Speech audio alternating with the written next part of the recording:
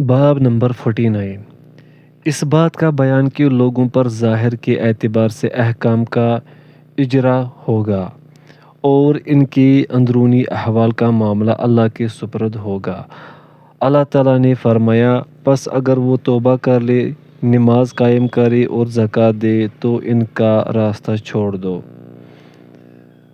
فوائد آیت: مطلب یہ ہے کہ کفر و شرک سے توبہ کر کے اگر کوئی شخص مسلمان ہو جائے اور ظاہری طور پر وہ احکام و فرائض اسلام کی پابندی کرے تو پھر اس سے کسی قسم کا تعرض نہیں کیا جائے گا۔ اگر وہ نفاق کے طور پر ایسا کر رہا ہے یا نمود و نمائش یا کوئی اور مقصد اس کے پیش نظر ہے تو یہ چونکہ اندرونی معاملہ ہے، اسے اللہ کے سپرد کر دیا جائے گا، کیونکہ وہی دلوں کے احوال سے واقف ہے۔ کوئی دوسرا شخص کسی کے دل میں جھانک کر نہیں دیکھ سکتا۔ تاہم اس میں وہ لوگ شامل نہیں ہیں جو مسلمان تو کہلانے پر اصرار کرے لیکن ضروریات دین میں سے کسی چیز کا وہ انکار کرے، کیونکہ ضروریات دین کا انکار کفر ہے، جیسے ختم نبوت کا انکار، حجت حدیث سے انکار، جنت و دوزخ اور ملائکہ کے وجود کا انکار جو نص صریح سے ثابت ہیں۔ ایسے لوگ دائرہ اسلام سے خارج ہوں گے اور ایک اسلامی ملک میں ایسے لوگوں کا شمار مرتدین میں ہونا چاہیے، نہ کہ مسلمانوں میں۔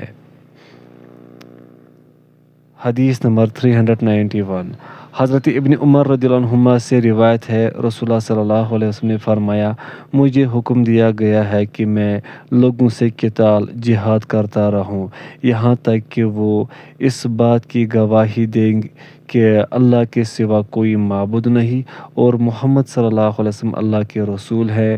اس توحید و رسالت کے اقرار کے بعد وہ نماز قائم کرے اور زکوٰۃ ادا کرے۔ جب وہ ایسا کر لیں گے تو وہ مجھ سے اپنے خون اور اپنے مال محفوظ کر لیں گے سوائے حق اسلام کے، یعنی مالوں میں سے صرف زکوٰۃ وصول کی جائے گی، اور اگر کسی کو ناجائز قتل کر دے گا تو قصاص میں اسے قتل کیا جائے گا اور ان کے باطن کا حساب اللہ کے سپرد ہے۔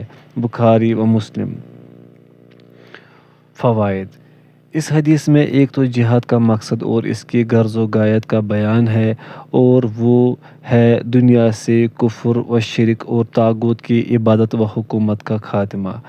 جب تک یہ مقصد مکمل طور پر حاصل نہیں ہوگا، جہاد جاری رہے گا۔ اسی لیے ایک حدیث میں فرمایا گیا ہے کہ الجہاد ماضٍ الی یوم القیامہ، جہاد قیامت تک جاری رہے گا۔ علاوہ ازیں حدیث میں الناس، لوگوں سے مراد مشرکین اور بتوں کے پجاری ہیں، کیونکہ دوسری نصوص سے اہل کتاب کے لیے استثناء ثابت ہے کہ اگر وہ جزیہ دے کر اہل اسلام کی ماتحتی میں رہنا پسند کرے تو ان سے قتال کی ضرورت نہیں ہے۔ البتہ مشرکین کے لیے ایک ہی صورت ہے کہ وہ یا تو اسلام قبول کر کے الہ واحد کے پرستار بن جائے ورنہ لڑائی کے لیے تیار رہے، اور مسلمانوں کی ذمہ داری ہے کہ ان سے جہاد کر کے کفر و شرک کا خاتمہ کرے اور اللہ کی توحید کا جھنڈا ہر جگہ لہرائے۔ اس حدیث سے ان لوگوں کی واضح تردید ہوتی ہے جو اسلام کے نظریہ جہاد کو مسخ کرتے اور کہتے ہیں کہ اسلام میں صرف دفاعی جنگ ہے۔ یہ معذرت خواہانہ انداز ہے۔ دفاعی جنگ تو ہر ملک اور قوم کو مجبوراً لڑنی ہی پڑتی ہے، اس کے جواز میں کسے شبہ ہو سکتا ہے؟ اسلام کا اصل امتیاز تو یہ ہے کہ اس نے دفاعی جنگ کے علاوہ اعلائی کلمت اللہ کے لیے مسلمانوں کو جنگ کرنے کا حکم دیا ہے۔ کفر و شرک اور طاغوت کی حکمرانی تاریکی ہے، گمراہی ہے اور ظلم ہے۔ اسلام کا مقصد دنیا سے تاریکی، گمراہی اور ظلم کا خاتمہ اور لوگوں کی بندگی سے نکال کر اللہ کی بندگی کی راہ پر لگانا اور انہیں عدل و انصاف مہیا کرنا ہے۔ دنیا کے جس خطے میں بھی غیر اللہ کی بندگی اور ظلم و جہالت کا اندھیرا ہوگا، اس کے خاتمے کے لیے مسلمانوں پر جہاد کرنا ضروری ہے۔ جہاد کی ایک تیسری قسم یہ ہے کہ جہاں مسلمان کفار کے ظلم و ستم کا نشانہ بنے ہوئے ہوں، انہیں نرگا کفار سے نکالنے کے لیے کافروں سے جہاد کیا جائے۔ مسلمان جب تک یہ فریضہ جہاد ادا کرتے رہے، اسلام بھی دنیا میں غالب رہا اور مسلمان بھی سربلند رہے، اور جب سے مسلمان اس فریضے سے غافل ہوئے ہیں، اسلام بھی محکوم ہو کر رہ گیا ہے اور مسلمان بھی ذلیل و خوار ہو رہے ہیں۔ گویا جہاد ہی میں اسلام کے غلبے اور مسلمانوں کی قوت و استحکام کا راز مضمر ہے۔ کاش مسلمان اس نکتے کو اپنے اسلاف کی طرح سمجھے۔ دوسری بات اس حدیث میں یہ بیان کی گئی ہے کہ قبول اسلام کے بعد ہر مسلمان کی جان و مال محفوظ ہے، البتہ اسلام کے احکام ان پر لاگو ہوں گے، جس میں ایک حکم ان کے مالوں میں سے زکوٰۃ وغیرہ کی ادائیگی ہے۔ اسی طرح اگر وہ کسی مسلمان کو ناجائز قتل کر دیں گے تو قصاص میں انہیں بھی قتل کیا جائے گا، الا یہ کہ مقتول کے ورثاء معاف کر دے یا دیت قبول کر لے۔ تیسری بات یہ بیان ہوئی ہے کہ اگر کسی شخص نے اسلام قبول کر لیا ہے تو اس پر اس کی ظاہری حالات کے مطابق احکام اسلام کی اجرا ہوگا، اس کے باطن کو نہیں کریدا جائے گا۔ اگر اس کے دل میں کھوٹ ہے یا کوئی اور مقصد اس کے پیش نظر ہے تو جب تک اس کا صحیح ثبوت مہیا نہیں ہوگا، اس کے خلاف کارروائی نہیں ہوگی اور اس کے باطن کا معاملہ اللہ کے سپرد ہوگا، یعنی اللہ تعالیٰ ہی قیامت والے دن اس کا فیصلہ فرمائے گا۔ اس باب سے اس حدیث کا تعلق اس تیسرے نکتے سے ہے۔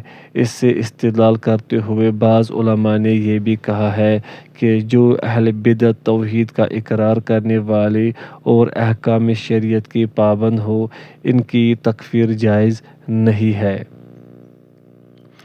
حدیث نمبر 392 حضرت ابو عبداللہ طارق بن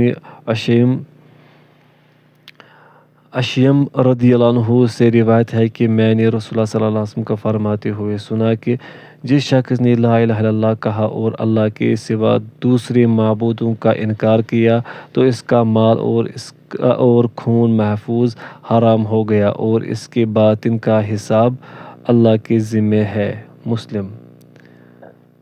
حدیث نمبر 393 حضرت ابو معبد مقداد بن اسود رضی اللہ عنہ سے روایت ہے کہ میں نے رسول اللہ صلی اللہ علیہ وسلم سے عرض کیا، یہ بیان فرمائیے کہ اگر میری کافروں میں سے کسی آدمی سے مڈ بھیڑ ہو جائے، ہم آپس میں لڑے، وہ میرے ایک ہاتھ کو تلوار سے کاٹ دے، پھر وہ میرے وار سے بچنے کے لیے ایک درخت کی پناہ لے لے اور کہے میں اللہ پر ایمان لے آیا، تو اس کے یہ کہنے کے بعد کیا میں اسے قتل کر دوں؟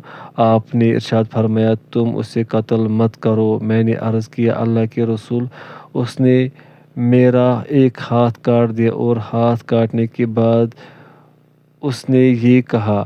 آپ نے فرمایا، تم اسے قتل مت کرو، اگر تم نے اسے قتل کر دیا تو یاد رکھنا وہ تمہارے اس مرتبے پر ہو جائے گا جس پر تم اس کے قتل سے پہلے تھے، اور تم اس کے اس مرتبے پر ہو جاؤ گے جس پر وہ اس کلمے کے کہنے سے قبل تھا جو اس نے کہا۔ بخاری و مسلم۔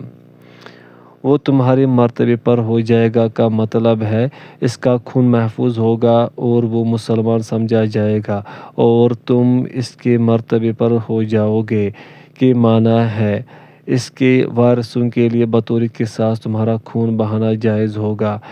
اس کا مطلب یہ نہیں ہے کہ تم اس کے کفر کے مرتبے پر ہو جاؤ گے، یعنی کافر ہو جاؤ گے، جیسا کہ بظاہر یہ مفہوم متبادر ہوتا ہے۔ واللہ اعلم۔ فوائد: اس سے معلوم ہوا کہ احکام اسلام کا نفاذ ظاہری حالات پر ہی ہوگا، باطن پر نہیں، کیونکہ باطن کا علم کسی کو نہیں ہو سکتا۔ اس لیے کوئی قبول اسلام کا اظہار کرے گا تو اسے تسلیم کرنا ہوگا اور اس کے جان و مال کا تحفظ ضروری ہوگا، اور جو شخص اس حرمت کے علم کے باوجود اسے قتل کر دے گا تو اس کے ورثاء کے لیے قصاص لینا جائز ہوگا۔ البتہ اگر کوئی شخص جہالت یا تاویل سے کام لیتے ہوئے قتل کرے گا تو صرف دیت کی ادائیگی ضروری ہوگی۔ چنانچہ بعض صحابہ رضی اللہ عنہ نے یہی تاویل کرتے ہوئے کہ اس نے صرف جان بچانے کے لیے اسلام کا اظہار کیا ہے، اسلام کا اظہار کرنے والے کو قتل کر دیا، تو نبی صلی اللہ علیہ وسلم نے مقتول کے ورثاء کو دیت ادا فرمائی۔ حدیث نمبر 394۔ حضرت اسامہ بن زید رضی اللہ عنہ سے روایت ہے کہ رسول اللہ صلی اللہ علیہ وسلم نے ہمیں جہینہ قبیلہ کے ایک شاخ حرقہ کی طرف لڑائی کے لیے بھیجا، پس صبح صبح ہم ان کے پانی کے چشموں پر حملہ آور ہو گئے۔ لڑائی کے دوران میری اور ایک اور انصاری کی مڈ بھیڑ ان کے ایک آدمی کے ساتھ ہوئی، پس جب ہم نے اس کو اپنی گرفت میں لے لیا تو اس نے لا الہ الا اللہ پڑھا، جس پر میرے ساتھی انصاری نے تو اپنا ہاتھ روک لیا، لیکن میں نے اسے اپنا نیزہ مارا حتیٰ کہ اسے قتل کر دیا۔ جب ہم مدینہ واپس آئے تو یہ بات نبی صلی اللہ علیہ وسلم کو پہنچی۔ آپ صلی اللہ علیہ وسلم نے مجھ سے فرمایا، اے اسامہ، کیا تم نے اسے لا الہ الا اللہ کہنے کے بعد بھی قتل کر دیا؟ میں نے عرض کیا، اللہ کے رسول صلی اللہ علیہ وسلم، اس نے تو صرف جان بچانے کے لیے ایسا کیا تھا۔ آپ نے پھر فرمایا، کیا تم نے اسے لا الہ الا اللہ کہنے کے بعد بھی قتل کر دیا؟ آپ یہی فقرہ بار بار میرے سامنے دہراتے رہے، یہاں تک کہ میں نے آرزو کی کہ میں آج سے پہلے مسلمان نہ ہوا ہوتا، یعنی اب مسلمان ہوتا، تاکہ میرے ہاتھوں ایک نو مسلم کا قتل تو نہ ہوتا۔ بخاری و مسلم۔ ایک اور روایت میں ہے، رسول اللہ صلی اللہ علیہ وسلم نے فرمایا، کیا اس نے لا الہ الا اللہ کہا اور تم نے اسے قتل کر دیا؟ میں نے کہا، اے اللہ کے رسول، اس نے تو ہتھیار، تلوار یا نیزے کے خوف سے یہ کلمہ کہا تھا۔ آپ صلی اللہ علیہ وسلم نے ارشاد فرمایا، کیا تم نے اس کا دل چیرا تھا کہ تمہیں علم ہو گیا کہ اس نے یہ کلمہ دل سے کہا ہے یا نہیں؟ پس آپ صلی اللہ علیہ وسلم یہ فقرہ دہراتے رہے، یہاں تک کہ مجھے آرزو ہوئی کہ میں اس سے قبل مسلمان نہ ہوا ہوتا بلکہ آج مسلمان ہوتا۔ حرقہ، الحرقہ ہائے مہملہ پر پیش اور را پر زبر۔ مشہور قبیلہ جہینہ کی ایک شاخ متعوذہ کے معنی ہے قتل سے بچاؤ کے لیے اس نے کلمہ پڑھا تھا، اس لیے نہیں کہ وہ دل سے اللہ کی توحید کا معتقد ہو گیا تھا۔ فوائد۔ اس کا تعلق باب سے واضح ہے کہ احکام اسلام کا نفاذ و اجراء ظاہری حالات پر ہوگا۔ اس میں ایک حکمت یہ بھی ہے کہ اس طرح انتقامی کارروائیوں کا سدباب کر دیا گیا ہے، ورنہ ہر شخص کسی دشمن وغیرہ کو قتل کر کے دعویٰ کر سکتا تھا کہ یہ اپنے دعوے اسلام میں جھوٹا تھا، اس لیے میں نے یہ کارروائی کی ہے۔ چنانچہ صد ذریعہ کے طور پر باطنی کیفیت کی کھوج لگانے کو ہی سرے سے غیر ضروری قرار دے دیا گیا اور صرف ظاہر پر معاملہ کرنے کی تاکید کی گئی۔ حضرت اسامہ رضی اللہ عنہ پر قصاص کا حکم اس لیے عائد نہیں کیا گیا کہ ان کا یہ فعل تاویل پر مبنی تھا، تاہم اس صورت میں دیت کی ادائیگی ضروری ہوگی، چاہے وہ بیت المال سے ادا کی جائے، تاکہ ایک مسلمان کا خون ضائع نہ جائے۔ حدیث نمبر 395۔ حضرت جندب بن عبداللہ رضی اللہ عنہ سے روایت ہے کہ رسول اللہ صلی اللہ علیہ وسلم نے مسلمانوں کا ایک دستہ کچھ مشرکوں کی طرح بھیجا اور ان کا باہم مقابلہ ہوا۔ مشرکوں میں سے ایک آدمی تھا، جب وہ کسی مسلمان کو قتل کرنے کا ارادہ کرتا تو وہ موقع پا کر اسے قتل کر دیتا۔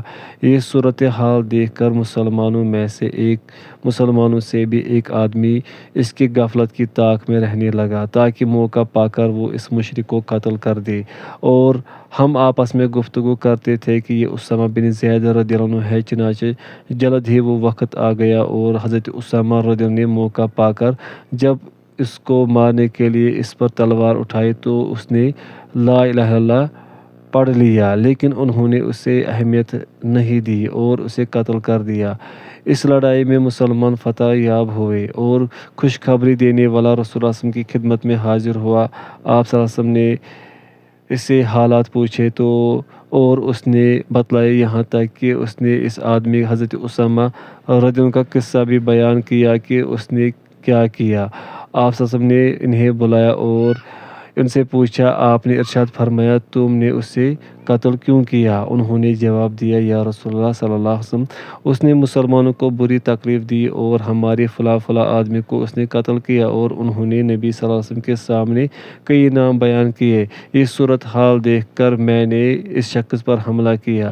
جب اس نے تلوار دیکھی یعنی اس کی زد میں آ گیا تو اس نے لا الہ الا اللہ پڑھ دیا، جس سے میں یہی سمجھا کہ یہ صرف جان بچانے کے لیے کلمہ پڑھ رہا ہے۔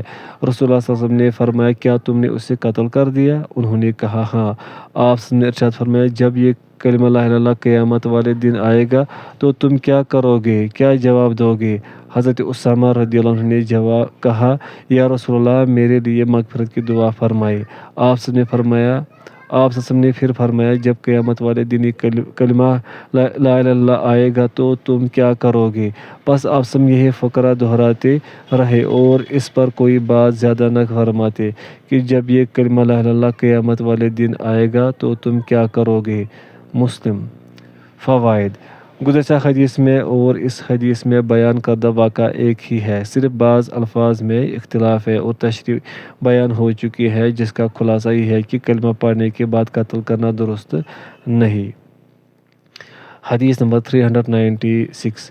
حضرت عبداللہ بن عتبہ بن مسعود بیان کرتے ہیں، میں نے حضرت عمر بن خطاب رضی اللہ عنہ کو فرماتے ہوئے سنا کہ رسول اللہ صلی اللہ علیہ وسلم کے زمانے میں تو کچھ لوگوں کا مواخذہ وحی کے ذریعے ہو جاتا تھا، لیکن اب وحی کا سلسلہ منقطع ہو گیا ہے اور باطن کے احوال پر مواخذہ ممکن نہیں رہا، اس لیے اب ہم تمہارا مواخذہ صرف تمہارے ان عملوں پر کریں گے جو ہمارے سامنے آئیں گے، پس جو ہمارے لیے بھلائی ظاہر کرے گا ہم اس کو امن دیں گے یا اس پر اعتبار و اعتماد کریں گے اور اس کو اپنے قریب کریں گے، اور ہمیں اس کے اندرونی حالات سے کوئی سروکار نہیں۔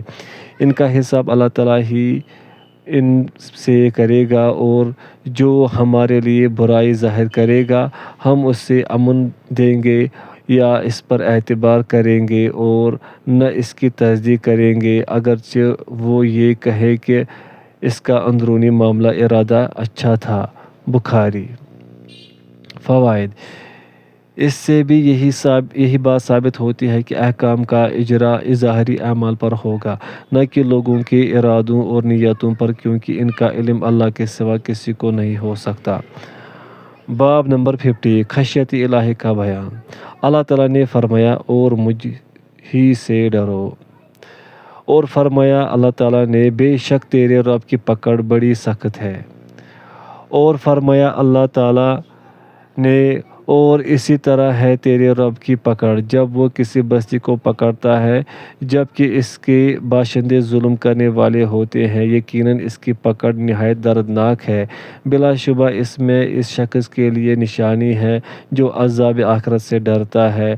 یہ وہ دن ہوگا جس میں لوگ اکٹھے کیے جائیں گے اور یہی دن سب کی حاضری کا ہے، ہم اسے صرف ایک گنی ہوئی مدت کے لیے مصلحتاً مؤخر کر رہے ہیں۔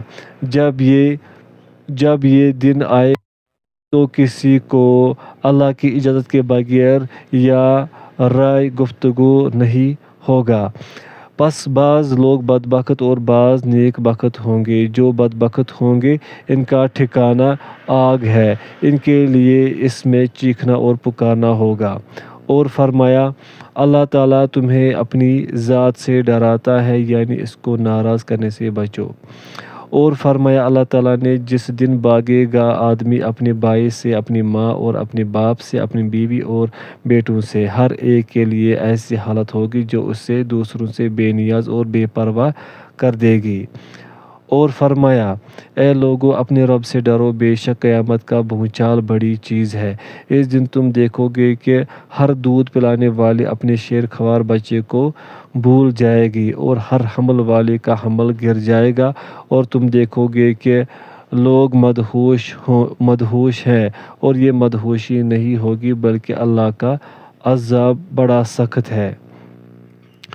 اور فرمایا اللہ تعالیٰ نے اور اس شخص کے لیے جو اپنے رب کے سامنے کھڑا ہونے سے ڈر گیا 2 باغ ہیں، اور فرمایا اور ایک دوسرے کی طرف متوجہ ہو کر ایک دوسرے سے پوچھیں گے، کہیں گے اس سے پہلے ہم اپنے گھروں میں دنیا میں اللہ سے ڈرا کرتے تھے، پس اللہ نے ہم پر احسان کیا اور ہمیں جہنم کے عذاب سے بچا لیا، بے شک ہم اس سے قبل اسی کو پکارتے تھے، بلا شبہ وہ بہت احسان کرنے والا نہایت مہربان ہے۔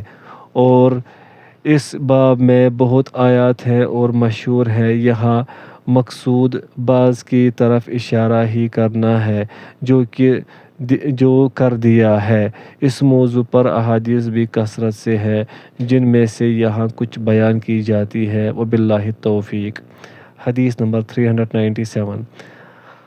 حضرت ابن مسعود رضی اللہ عنہ سے روایت ہے کہ رسول اللہ صلی اللہ علیہ وسلم نے ہمیں بیان فرمایا اور آپ سچے ہیں اور آپ سب کی بات کو سچ مانا جاتا ہے۔ بے شک تم میں سے ہر شخص اپنی ماں کے پیٹ میں 40 دن تک نطفے کی شکل میں رہتا ہے، پھر اسی کے مثل یعنی اتنی ہی مدت منجمد خون بنا رہتا ہے، پھر اتنی ہی مدت گوشت کا لوتھڑا رہتا ہے، پھر 120 دن کے بعد فرشتہ بھیجا جاتا ہے، وہ اس میں روح پھونکتا ہے اور فرشتے کو 4 باتیں لکھنے کا حکم دیا جاتا ہے، اس کی روزی، اس کی موت، اس کا عمل، اور وہ بدبخت ہے یا نیک ہے۔ پس قسم اس ذات کی جس کے سوا کوئی معبود نہیں، بے شک تم میں سے ایک شخص جنتیوں والے عمل کرتا ہے، یہاں تک کہ اس کے اور جنت کے درمیان 1 ہاتھ کا فاصلہ رہ جاتا ہے کہ اس پر لکھا ہوا غالب آ جاتا ہے، اور وہ جہنمیوں والے کام کرنے لگ جاتا ہے اور جہنم میں داخل ہو جاتا ہے، اور بے شک تم میں سے ایک شخص جہنمیوں والے کام کرتا ہے، حتیٰ کہ اس کے اور جہنم کے درمیان 1 ہاتھ کا فاصلہ رہ جاتا ہے کہ اس پر لکھا ہوا غالب آ جاتا ہے اور وہ جنتیوں والے کام کرنے لگ جاتا ہے، پس اس میں داخل ہو جاتا ہے۔ بخاری و مسلم۔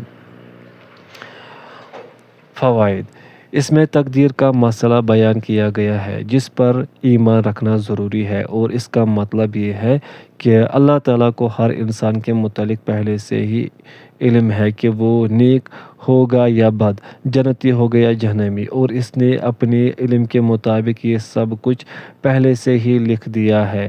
اس کے لکھنے کا مطلب یہ نہیں ہے کہ انسان مجبور محض اور ارادہ و اختیار کی قوت سے محروم ہے، جیسا کہ بعض گمراہ فرقوں نے ایسا سمجھا ہے، بلکہ یہ تو اللہ کے علم کا ایک اظہار ہے، اس کا کوئی تعلق انسان کے ارادہ و اختیار سے نہیں ہے۔ اللہ نے انسان کو مجبور محض نہیں بنایا ہے، بلکہ اسے ارادہ و اختیار کی آزادی سے نوازا ہے، کیونکہ اس کے بغیر اس کی آزمائش ہی نہیں ہو سکتی تھی۔ انسان کی آزمائش تب ہی ہو سکتی تھی کہ اسے نیک یا بد دونوں میں سے کسی بھی ایک راستے کے انتخاب اور اس پر عمل کرنے کا اختیار حاصل ہو۔ چنانچہ اللہ نے دونوں راستوں کی واضح طور پر نشاندہی کر کے اسے اختیار دیا ہے کہ جسے چاہے وہ اپنا لے، دونوں کا انجام بھی بتلا دے۔ اِنَّا هَدَيْنَاهُ السَّبِيلَ إِمَّا شَاكِرًا وَإِمَّا كَفُورًا فَمَنْ شَاءَ فَلْيُؤْمِنْ وَمَنْ شَاءَ فَلْيُكَفِّرْ۔ عفواً اگر یہاں پر آیت میں کچھ غلطی ہوگی اس کے لیے لیکن یہاں امام نووی رحمہ اللہ نے اس حدیث کو خشیت الہی کے باب میں ذکر کر کے تنبیہ کر دی ہے کہ اللہ تعالیٰ سے ڈرتے ہوئے اس سے حسن خاتمہ کی دعا اور اس سے مدد طلب کرتے رہو، نیز اس کے لیے جو اسباب ہیں انہیں اختیار کرو، یعنی ایمان و تقوی کو اپنا شعار بناؤ، اس لیے کہ انسان اپنی طاقت کے مطابق اسباب و وسائل اختیار کرنے کا مکلف ہے، گو اس کے انجام سے وہ بے خبر ہے، اس کو وہ اللہ کے سپرد کر دے اور یہ یقین رکھے کہ اللہ نے جس کو جس کام کے لیے پیدا فرمایا ہے، اللہ تعالیٰ اس کے لیے ان راستوں کو بھی آسان فرما دیتا ہے۔ جو نیکی کو اپنائے گا، نیکی کے راستے اس کے لیے کھلتے چلے جائیں گے، اور اسی طرح جو بدی کو اپنائے گا اس کے راستے اس کے لیے ہموار ہو جائیں گے۔ فَكُلْ مَيَسَّرَ لِمَا خُلِقَ لَهُ، علاوہ ازیں برائی کو زندگی کے کسی مرحلے میں بھی اختیار نہ کرے کہ کہیں اسی پر اس کی زندگی کا اختتام نہ ہو جائے اور یوں زندگی بھر کی نیکیوں پر خط نسق پھر جائے اور وہ جنتی کی بجائے جہنمی قرار پایا جائے۔ اعاذنا اللہ من سوء الخاتمہ ومن عمل اہل النار۔ حدیث نمبر 398۔ انہیں حضرت ابن مسعود رضی اللہ عنہ سے روایت ہے کہ رسول اللہ صلی اللہ علیہ وسلم نے فرمایا، اس دن قیامت والے دن جہنم کو اس حالت میں لایا جائے گا کہ اس کے 70,000 لگامیں ہوں گے، ہر لگام کے ساتھ 70,000 فرشتے ہوں گے جو اسے کھینچ رہے ہوں گے۔ فوائد: اس کا تعلق امور غیب سے ہے جن پر ایمان رکھنے کا حکم ہے، اس کو تشبیہ و تمثیل قرار دینا صحیح نہیں ہے، یہ حقیقت پر ہی محمول ہے تاہم اس کی کیفیت ہم نہیں جان سکتے۔ حدیث نمبر 399۔ حضرت نعمان بن بشیر رضی اللہ عنہما سے روایت ہے کہ میں نے رسول اللہ صلی اللہ علیہ وسلم کو فرماتے ہوئے سنا کہ قیامت والے دن جہنمیوں میں سب سے زیادہ ہلکے عذاب والا وہ آدمی ہوگا جس کے پاؤں کے تلوؤں میں 2 انگارے رکھے جائیں گے جن سے اس کا دماغ کھولے گا، وہ خیال کرے گا کہ اس سے زیادہ سخت عذاب والا کوئی نہیں، حالانکہ وہ ان جہنمیوں میں سب سے زیادہ ہلکے عذاب والا ہوگا۔ بخاری و مسلم۔ فوائد: صحیح مسلم کی دوسری روایت میں ہے کہ اس کے جوتے اور تسمے آگ کے ہوں گے جن سے اس کا دماغ اس طرح کھولے گا جیسے چولہے پر رکھی ہوئی ہنڈیاں کھولتی ہے۔ نیز بعض روایت میں یہ بھی صراحت ہے کہ یہ شخص ابو طالب ہے جو نبی کریم صلی اللہ علیہ وسلم کا سگا چاچا اور آپ کا نہایت ہمدرد، غم خوار اور معاون تھا، لیکن چونکہ دولت ایمان سے محروم فوت ہوا اس لیے مستحق نار ہوا۔ اعاذنا اللہ منہ۔ حدیث نمبر 400۔ حضرت سمرہ بن جندب رضی اللہ عنہ سے روایت ہے، نبی کریم صلی اللہ علیہ وسلم نے فرمایا، جہنمیوں میں سے بعض وہ ہوں گے جن کو آگ نے ان کے ٹخنوں تک، بعض کو ان کے گھٹنوں تک اور بعض کو ان کی کمر تک اور بعض کو ان کی ہنسلی تک پکڑا ہوا ہوگا۔ مسلم۔ حجزہ ناف سے نیچے ازار، تہبند، شلوار وغیرہ باندھنے کی جگہ۔ ترقوت، تا پر زبر اور قاف پر پیش، وہ ہڈی جو سینے کے گڑھے کے پاس ہے جسے اردو میں ہنسلی کہتے ہیں۔ یہ ہر انسان کے اندر سینے کے دونوں جانب 2 ہڈیاں ہنسلیاں ہوتی ہیں۔ فوائد: جس طرح اہل جنت شرف و فضل اور درجات میں کم و پیش ہوں گے، اسی طرح جہنمی بھی عذاب کی شدت اور تخفیف میں ایک دوسرے سے مختلف ہوں گے۔